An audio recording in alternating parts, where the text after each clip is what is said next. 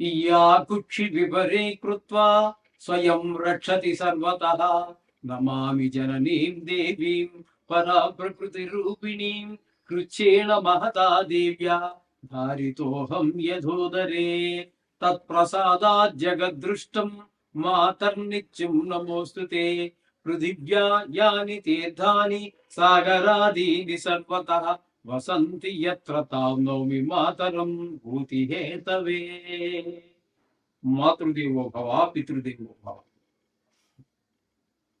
ఇప్పుడు మనము జూన్ నెల 2026 సంవత్సరం గోచార ఫలితాలు ఏ విధంగా ఉంటాయి అనేటటువంటి విషయాన్ని మనం సశాస్త్రంగా తెలుసుకునే ప్రయత్నం చేద్దాము.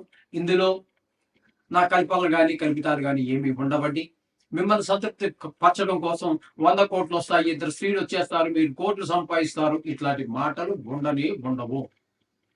అలాగే మిమ్మల్ని భయభ్రాంతులు చేసేసి ఆ గ్రహం మీద బాగాలేదయ్యా, నువ్వు చచ్చిపోతావు, లేకపోతే నీ కొంపంతా మునిగిపోతావు, లేకపోతే నువ్వు పీకల దాకా మునిగిపోతావు, నువ్వు అప్పులు పాలైపోతావు, నాశనం అయిపోతావు, ఇలాంటివి ఏమి చెప్పి మీ చేత ఒక జపం పెట్టించాలి, ఆ డబ్బులు ఏవో నాకు రావాలి అనేటటువంటి విషయం కూడా ఉండదు. కేవలము శాస్త్రం కోసమే పెట్టబడినటువంటి మన ఛానల్లో. మీకు శాస్త్రమే కావాలంటే మా దాన్ని చూడొచ్చు, లేదా మీకు కావాలనుకుంటే వేరే ఛానల్ ఏమైనా చూడవచ్చు. అంటే సశాస్త్రంగా చెప్పేవాళ్ళు కూడా ఉంటారు. అందులో సశాస్త్రంగా చెప్పేవాళ్ళది మాత్రమే మీకు అర్థమైపోతూ ఉంటుంది. 4-5 సార్లు చూశాక లక్షలు ఎక్కడి నుంచి వస్తాయి, కోట్లు ఎక్కడి నుంచి వస్తాయండి, అవన్నీ మీకు అర్థమైపోతుంది. మీరు బడాయి కబుర్లు చెప్తున్నారా, నిజానికి యథార్థం శాస్త్రం చెప్తున్నారా అనే విషయాన్ని దాన్ని గమనించి మీరు ఫాలో అవ్వండి. ఓకే, ఇప్పుడు కన్యా రాశి వారికి జూన్ నెల 2026 సంవత్సరంలో ఫలితాలు ఏ విధంగా ఉంటాయో సశాస్త్రీయ పద్ధతిలో మనం తెలుసుకునేటువంటి ప్రయత్నం చేద్దాము. కన్యా రాశి వారికి 6వ స్థానంలో రాహు గ్రహ సంచారం జరుగుతున్నది. రాహు అత్యంత అనుకూలమైనటువంటి ఫలితాలను ఇవ్వబోతున్నారు. రాహు 6వ స్థానంలో ఉండటం ద్వారా మంచి ఫలితాలు అంటే ఏంటి, ఆరోగ్యం బాగుంటుంది, అలాగే అప్పులు ఏమైనా ఉన్నట్టయితే తీర్చేయగలుగుతారు, లేదా కొత్త అప్పు కోసం మీరు ప్రయత్నం చేస్తున్నారు అంటే ధన అభావం లేకపోవటం వల్ల కారణం కాదండి. ఏదో మంచి పని కోసం, గృహ నిర్మాణం కోసం, లేకపోతే స్థలం కొనుక్కోవడానికో, కారు కొనుక్కోవడానికో, ఇంట్లో ఏదో పనికొచ్చే విధానికో, లేకపోతే పిల్లల చదువు కోసం, ఏదో మంచి పని కోసం మీరు రుణం కోసం ప్రయత్నం చేస్తున్నారు, రుణం దొరుకుతుంది. లేదు మీరు ఎవరికైనా ఇవ్వాలి, ఇచ్చేయగలుగుతారు. అని చేత అంటే చెప్పొచ్చేది ఏంటంటే మీకు ధనానికి అయితే లోటు రాదు, ఇవ్వాలని ఇచ్చేయగలుగుతారు, కావాలంటే తెచ్చుకోగలుగుతారు, మీకు రుణం కూడా లభిస్తుంది. ఆ వచ్చినటువంటి ఆ రుణం కూడా మీకు ఉపయోగకరంగానే ఉంటుంది అని చెప్పడంలో ఎటువంటి సందేహం లేదు. రాహు మాత్రం మీకు పూర్తి అనుకూలుడు.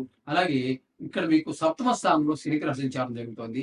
మీకు భాగస్వామ్యంలో వ్యాపారం చేసేట ఇక్కడ వారి మధ్యన మీ మధ్యన అభిప్రాయ భేదాలు, అలాగే భార్యాభర్తల మధ్యన ప్రతికూలమైనటువంటి ఫలితాలు ఏర్పడుతుంటాయి. గొడవలు, కీచులాట్లు, ఇవన్నీ ఎప్పుడైతే గొడవలు వచ్చాయో మనశ్శాంతిని కోల్పోతుంటాం. ఈ విధమైనటువంటి ఫలితాలని శని భగవానుడు 7వ స్థానంలో ఇస్తున్నాడు. ఇంకా 8వ స్థానంలో కుజుడు ఒక 20 రోజుల పాటు సంచారం చేస్తున్నారు.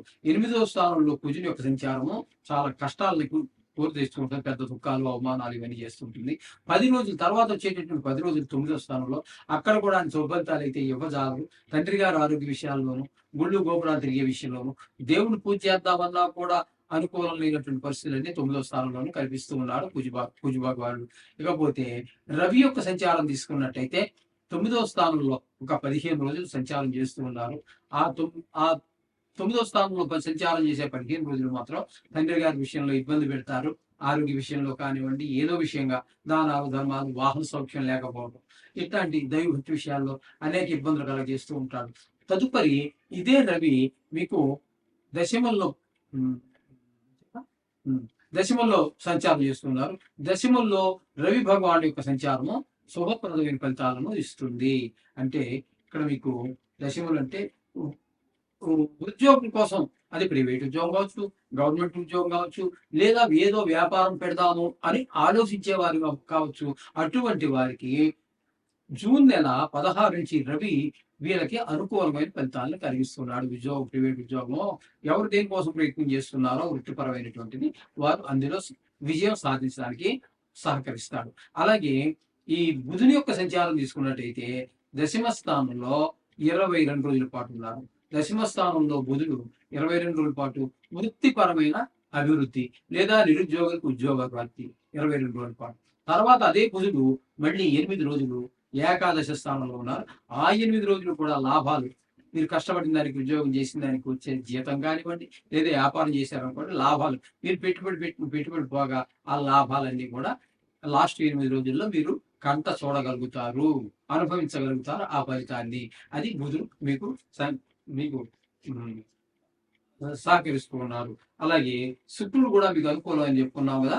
శుక్రుడు 8 రోజుల పాటు శుక్రుడు 8 రోజుల పాటు దశమ స్థానంలో ఉన్నారు. అక్కడ మీరు అంటే సినిమా రంగంలో ఉన్న వారికి, టీవీ రంగంలో ఉన్న వారికి, వీరందరికీ కూడా ఒక ఉన్నతిని చేకూరుస్తాడు. అంటే మిగతా ఏ వృత్తిలోనా చేరుస్తాడు. ముఖ్యంగా ఆయన లలిత కళకి అధిపతి కాబట్టి ఆయన ఆ ఆ 8 రోజులు ఆ వృత్తిలో మీకు డెవలప్‌మెంట్ చూపిస్తాడు. అభివృద్ధి చూపిస్తాడు. తర్వాత ఏకాదశ స్థానంలోకి వచ్చాక 22 రోజుల పాటు ఉంటారు. అక్కడ ఆయన ఆ ఫలితాన్ని మీకు సో, దానివల్ల వచ్చేటటువంటి ధనాదాయాన్ని మీరు పొందగలుగుతారు. ఈ విధంగా శుక్రుని యొక్క అనుగ్రహం కూడా మీకు పరిపూర్ణంగా లభిస్తూ ఉన్నది. ఈ ఇక వ్యయ స్థానంలో కేతు గ్రహం. వ్యయ స్థానంలో కేతు గ్రహం చాలా చెడు ప్రభావాన్ని చూపిస్తుంది. ధన వ్యయము, ధన నష్టము, కలత్ర నష్టము, భయము, మనోవిచారము, శత్రువు వృద్ధి, ఇట్లాంటివన్నీ కూడా అక్కర్లేని వ్యవహారాలన్నీ కూడా నెత్తిన పడుతూ ఉంటాయి ఈ కన్యా రాశి వారికి ఈ కేతు వలన. కాబట్టి వీరికి చెప్పాలి అన్నట్టయితే రాహువు, బుధుడు, శుక్రుడు 3 గ్రహాల యొక్క అనుగ్రహం బాగుంది. మిగతా గ్రహాలు పెట్టుకోవాలి కాబట్టి మీరు నవగ్రహ జపాలు అదే ఆ శ్లోకాలు రోజు చదువుకోండి మరింతగా.